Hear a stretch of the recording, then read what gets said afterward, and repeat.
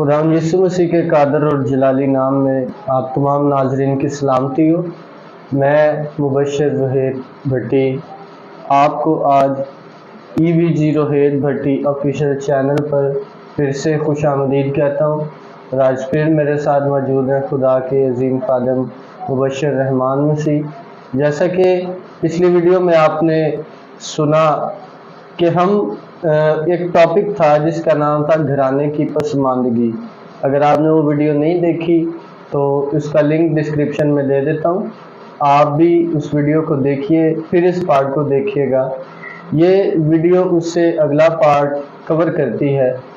اس میں خدا کے خادم نے عظیم 2 مثالوں کو دیا تھا، اور اس میں ہم ان سے کچھ اور تھوڑا آگے چلیں گے۔ اور اس سے پہلے کہ ہم آگے چلیں، میں چاہتا ہوں کہ خدا کے خادم مبشر رحمان مسیح ہم سب کے لیے اور خدا کے کلام کے لیے دعا کریں گے، تاکہ جو کلام خدا کی طرف سے ہے آج وہ ہمارے لیے ہو۔ جی مبشر صاحب۔ جی تھینک یو سو مچ مبشر صاحب۔ سب سے پہلے تو یسوع مسیح کے پاک نام میں آپ سبوں کی سلامتی چاہتا ہوں، اور آئیے بغیر ٹائم کو ضائع کیے ہوئے ہم اپنی آنکھوں کو بند کریں، اپنے سروں کو جھکائیں اور دعا کرتے ہیں۔ ہاللیلویہ۔ قدوس آسمانی وفادار خدا پاک خدا، ہم تیری شکر گزاری کرتے ہیں خدا، تو نے ایک بار پھر یہ فضل دیا ہے کہ ہم تیری حضوری میں آئیں تیری تعریف اور تیرے کلام کو تیرے لوگوں کے ساتھ شیئر کر سکیں، تیری حمد تیرے کلام کو سیکھ سکیں۔ خدا پاک خدا، آج تو اپنے آسمان کو کھول اور اپنے گہرے مکاشفات کو خدا ہمارے اوپر عیاں کر، تاکہ ہم تیرے لوگوں تک تیرے گہرے مکاشفات جو ہیں وہ پہنچا سکیں۔ آج ہماری زندگیوں سے تیرا جلال ظاہر ہو، دیکھنے والی زندگیوں کے لیے دعا کرتے ہیں خدا، آج تیرے کلام کے وسیلہ سے یہ زندگیاں تیرے کلام کو سیکھیں اور بدلنا شروع ہو جائیں۔ شروع سے آخر تک ہماری مدد کر، یسوع مسیح کے نام سے یہ دعا مانگتے پاتے اور آپ کی شکر گزاری کرتے ہیں، آمین۔ آمین۔ تو جی ناظرین، ہم نے پچھلی ویڈیو کے اندر خدا کے خادم سے 2 مثالیں سنی تھی، تھوڑا سا اوورویو دیتا چلوں۔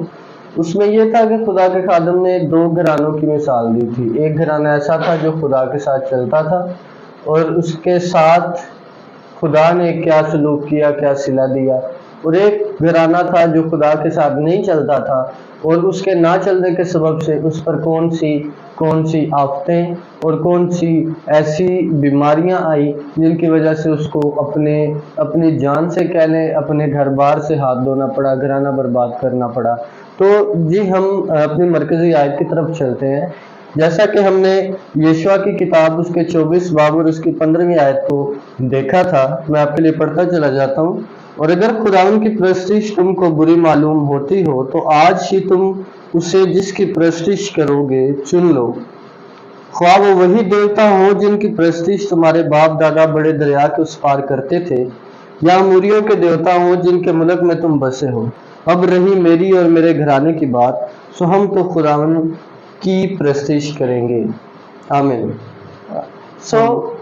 اب دیکھنا یہ ہے کہ خدا ہماری زندگی سے کیا چاہتا ہے۔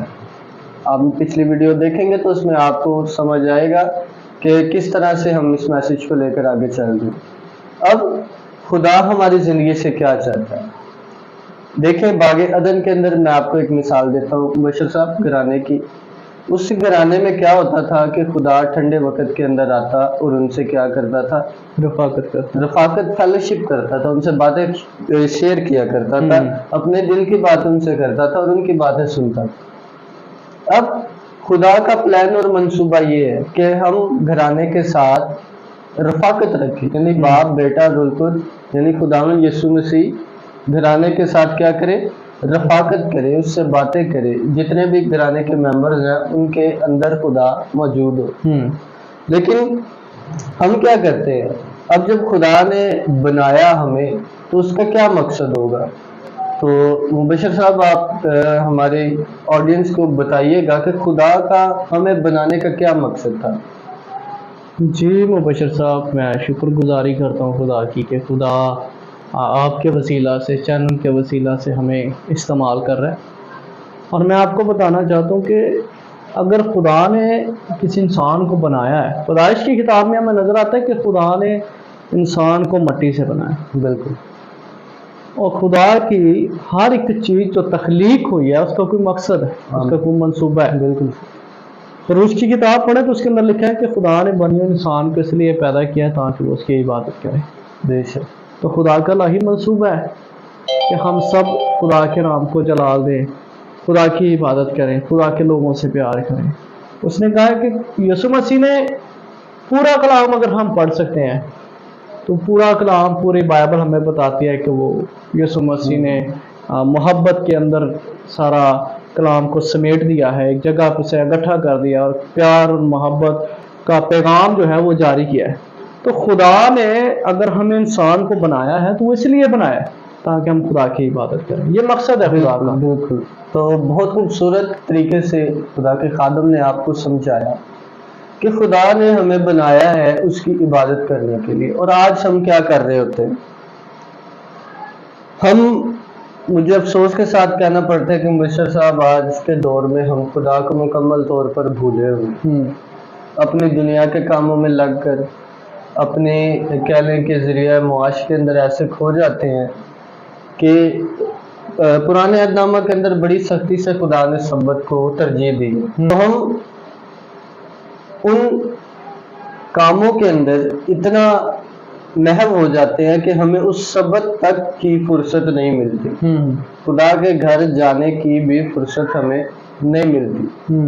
اس کے علاوہ ہم اپنا 90% سے زیادہ ٹائم جو ہے وہ دنیا داری میں گزارتے ہیں۔ خدا کا بنانے کا مقصد یاد رہے کہ وہی ہے میری عبادت کی جائے، اور عبادت تو ہو نہیں رہی۔ 90% سے زیادہ ٹائم ہم اپنے کاروبار کو دیتے ہیں، جس ٹائم ہم فری ہوتے ہیں تو ہم اپنے سوشل میڈیا پہ ٹائم ویسٹ کرتے ہیں۔ ٹائم ویسٹ کرنے کے ساتھ کچھ اچھی چیزیں بھی سوشل میڈیا پر ہیں، مگر زیادہ تر لوگ جو ہے وہ اپنا ٹائم فضول موویز دیکھ کر، فضول گانے سن کر، یا اس طرح سے سارے معاملات کو دیکھ کر وہ اپنا ٹائم ویسٹ کرتے ہیں۔ دیکھیں یہ سب چیزیں جو ہیں وہ فنا ہونے والی ہیں۔ جی مبشر صاحب، اس کے ساتھ میں چلتا چلوں اور آپ کو میں ایک چیز بتانا چاہتا ہوں بائبل میں سے۔ کلام پاک میں اگر ہم نوح کو دیکھیں نا تو نوح کو ایک مقصد دیا گیا۔ خدا نوح کے ساتھ جب ہم کلام ہوا مبشرہ تو خدا نے نوح کو ایک پلان دیا، ایک مقصد دیا، بالکل، کہ تو کیا کر کہ تو ایک کشتی بنا، کیونکہ اس دنیا کے اندر میں بہت بڑا ایک طوفان بھیجنے والا ہوں۔ اس نے اپنی پوری تیاری کی، خدا کی آواز کو سنا، لیکن اس کے ساتھ اس نے اپنے گھرانے کا بندوبست بھی کیا۔ بالکل، اس نے سب سے پہلے جب اس نے کشتی کو بنا لیا، سارا کچھ کر لیا، تو اس نے اس بات کو دیکھا، میرا خیال ہے کہ اس نے لوگوں کو کہا ہوگا کہ آپ بھی آئیں، توبہ کریں اور میرے ساتھ اس کشتی میں شامل ہو جائیں۔ اس نے اپنے گھرانے کا نہیں بلکہ اس نے جانوروں کا بھی بندوبست کیا، پرندوں کا بندوبست کیا ہے۔ جو خدا نے اسے مقصد دیا تھا، جو خدا نے اسے پلان دیا تھا، اس کے مطابق اس نے وہ ساری چیزیں کی۔ بالکل، اور ہمیں نظر آتا ہے کہ نوح نے اپنے گھرانے کے ساتھ، بائبل میں واضح طور پر لکھا ہے کہ 8 زندگیاں جو ہیں وہ بچی تھی، نوح اور اس کا گھرانہ ہی بچا۔ بالکل، کیونکہ باقی اس سے ہمیں نظر آتا ہے کہ باقی جتنے لوگ تھے وہ اپنے گھر کا بندوبست اچھے طریقے سے نہیں کر سکے، لیکن نوح نے اپنے گھر کا بندوبست کیا۔ اس نے اپنے بیٹے بیٹیوں کا، اپنی بیوی کا، خود کا بندوبست کیا ہے اور خدا کی حضوری میں چلا گیا۔ ہمیں نظر آتا ہے کہ اس وقت ایک ایمان کا پہلو ہمیں نظر آتا ہے، اس وقت ہمیں دیگر ایسے معاملات نظر آ رہے ہیں کہ جو ہمیں نہ چاہتے ہوئے میں ہم وہ کام نہ کریں۔ اگر نوح کہتا ہے کہ مجھے خدا نے پکارا ہے تو میں خدا کی آواز کو وہ انسنا کر سکتا تھا، لیکن اس نے راست باز ہونے کا ثبوت دیا اور ایمان پہ کھڑے ہو کر اس نے اس کشتی کو بنایا، اور اس کے ساتھ ہی اس نے اپنے گھرانے کا بندوبست بھی کیا۔ اور میں یہ سمجھتا ہوں کہ اس وقت نوح کے ساتھ اس کا گھرانہ بھی اس بات کے اندر شامل تھا کہ وہ بھی اس کے ساتھ مل کر کشتی بنائے۔ بالکل، تب خدا نے اس کے گھرانے کو بھی بچایا، اسے بھی بچایا۔ بے شک، اور پھر خدا نے یہ وعدہ بھی کیا۔ آج اکثر ہم دیکھتے ہیں دیگر جگہوں پہ کہ سیلاب آ گیا ہے، پانی بہت زیادہ آ گیا ہے، بارشیں ہو رہی ہیں، لیکن لوگ اکثر کہتے ہیں کہ ہمیں خدا پانی سے مار۔ لیکن خدا نے پرانے عہد نامہ کے اندر نوح کے ساتھ یہ عہد کیا تھا کہ میں اب دنیا کو پانی کے ساتھ غرق نہیں کروں گا، اس نے اپنے گھرانے کا تو بندوبست کیا، ساتھ ہی اس نے خدا کا عہد بھی یاد کیا.